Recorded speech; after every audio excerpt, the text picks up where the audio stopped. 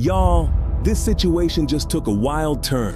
We already knew things were heated after Sayso P's tragic passing, but now, the streets are talking. And it's looking like Sauce Walka might have gotten some serious payback on the man responsible for his artist's death.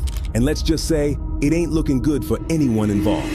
New details in the downtown shooting near FedEx Forum that killed Memphis rapper Sayso P and injured Houston rapper Sauce Walka. Memphis police say murder suspect Jaden Dandridge was found dead in Houston. So, here's how it went down. On March 22nd, 2025, a stuff went down in downtown Memphis, outside the Westin Hotel near the FedEx Forum. The incident involved Sauce Walka and his artist, Sayso P. According to witnesses and reports, a white vehicle approached the two rappers while they were shopping near the intersection of 2nd Street and Lieutenant George W. Lee Avenue. Multiple gunshots were fired, striking both dudes before the vehicle sped away. The first one to get hit was Sauce Walka. He caught a bullet in the leg and had to be rushed to Regional 1 Health. After getting treated for multiple wounds, he was released and is expected to make a full recovery. Unfortunately, Sayso P didn't make it. He was pronounced dead at the scene, leaving the hip-hop world shaken. Memphis police aren't treating this as some random act of violence. This was targeted. Right now, they're working to figure out the motive and track down everyone involved. They've made it clear they're not letting this slide. But there were a few others involved in this hit as well. First one up is Jaden Dandridge. He was one of the suspected shooters, but before cops could get to him, he was found dead in Houston. And the other dude goes by the name of Kevin Brown. He's still on the run, but he's facing some serious charges, including first-degree attempted using a firearm during a felony and grand theft. Police are actively looking for him. After everything went down, Sauce Walka broke his silence. He thanked everyone for their support and made sure to pay tribute to Sayso P. On his Instagram post, he reflected on how violence wasn't new to him. His family's home had been shot at multiple times when he was younger. The shooting sent shockwaves through the rap world. Fans and artists flooded social media with condolences for Sayso P and prayers for Sauce Walka. Some rappers called for better security and unity in the industry, while others speculated about whether there was some deeper beef behind it all. Cops are still searching for Kevin Brown and urging anyone with info to come forward. At the same time, rumors are flying. Some think this might be linked to past disputes involving Sauce Walka, but police haven't confirmed anything. To keep the situation from escalating, the cops beefed up security in the area. Sadly, this is just another chapter in the ongoing cycle of violence in hip-hop. Too many rappers have lost their lives over beef, street ties, or just being in the wrong place at the wrong time. Some say the culture of retaliation fuels the problem, while others argue that artists are just products of their environments. Either way, Sauce Walka surviving this attack is another reminder of just how dangerous the rap game can be. Despite everything, Sauce Walka isn't letting this stop him. He's pushing forward with his music, and fans are already wondering, will he drop a track about the shooting? Will the Sauce Factory step up security for their artists?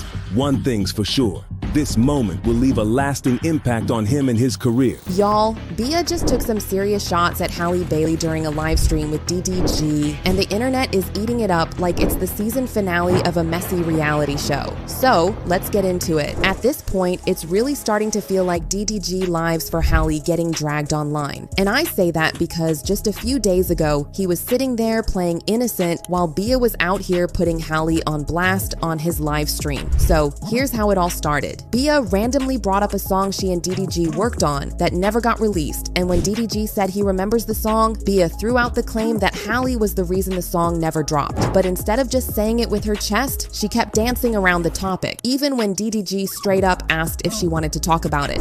Yeah. We can talk about it. No, we don't have to talk about it. Why not? It's your story to tell, not mine. And even though Bia never explicitly said Halle's name, she did say it was someone DDG dated years ago. Now, let's be real. There aren't that many popular girls DDG has been with like that. So naturally, the internet started connecting the dots and landed on Halle. Though, to be fair, some people thought she might have been talking about Ruby Rose since DDG was with her before Halle. But the internet detectives shut that theory down real quick. They pointed out that Bia wasn't even following Halle on social media, but she was following Ruby. So if she had had beef with anyone, it was probably Hallie. Now let's be real. Hallie could be chilling on a beach, sipping a mimosa, minding her business, and somehow still get dragged into DDG's mess. And at this point, it's looking like DDG is kinda enjoying the chaos. Because if he really wanted to keep Hallie out of people's mouths, all he had to do was clear it up and say she wasn't the one. But instead, he let people run wild with speculations while Hallie kept catching strays. And y'all already know, the internet has been working overtime to paint Hallie as the bitter, jealous baby mama because of the whole custody situation. Now, from what Bia said about the music video being very freaky, if the ex in question was Hallie, then she had every right to feel a type of way, especially if it was that explicit. The only decent point Bia made was when she said relationships shouldn't stifle creativity. So, moral of the story, don't let relationships get in the way of your creativity. Your business. Or your vision. Or your bag. And sure, we can all agree on that. But let's not act like partners don't have a right to feel uncomfortable when boundaries are being pushed. But here's where Bia really exposed herself. She didn't even let DDG play the song. No, don't play it. I don't play it. Don't play it, but still, it's the fact that if we let it fly at that time. Like, girl, if you really cared that much about the music and not about getting Hallie dragged, wouldn't you have let the internet at least hear it out? But nope, that wasn't the agenda.